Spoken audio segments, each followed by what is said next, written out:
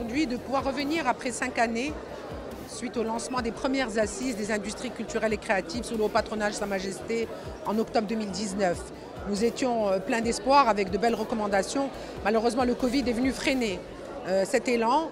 Et aujourd'hui, nous sommes heureux de constater que malgré la crise, les chiffres sont plutôt positifs puisque nous savons que nous avons 33% de création d'entreprises en plus depuis 2019 dans ce secteur.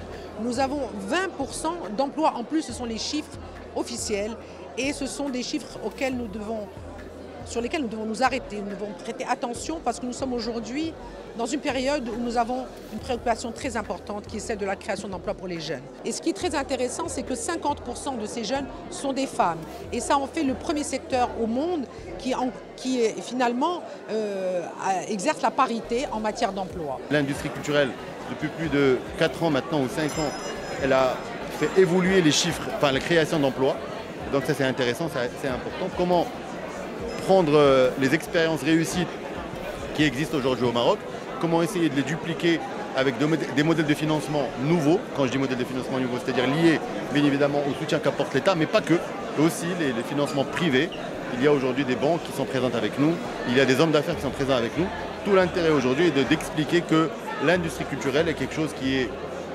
D'abord c'est l'avenir, d'autres pays ont réussi, et je pense que l'Afrique et le Maroc ont un besoin aussi de réinvestir ce monde-là pour créer ces opportunités. Il reste un lien à créer entre le monde des finances et le monde de la culture. C'est ce que nous essayons de mettre en place à travers ces assises-là et à travers les différents écosystèmes que nous mettons en place par région. Il faut débloquer toutes ces énergies pour qu'elles puissent s'exprimer, les débloquer à travers des financements. Ce secteur a besoin de plus de financement, on doit faire confiance aux opérateurs et les pousser justement à développer leurs idées. Et je pense que notre pays a beaucoup de choses à montrer, a une culture extraordinaire et une histoire extraordinaire à raconter. Maintenant, l'informel aussi pèse dans ce secteur. Je pense qu'il faut tout faire pour intégrer l'informel, mettre des lois qui puissent aussi permettre le développement de ce secteur pour que le privé intervienne encore plus. Et bien sûr, profiter de la digitalisation et de l'intelligence artificielle pour l'intégrer dans la création.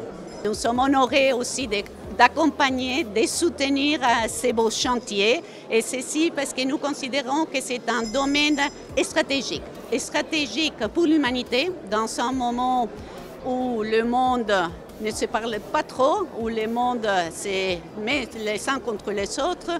Nous avons fait un pari pour le secteur culturel qui est un secteur qui est en train de construire des ponts, qui est un secteur qui s'approche de l'autre, c'est un secteur de dialogue, c'est un secteur du respect et c'est un secteur aussi de l'admiration de l'autre.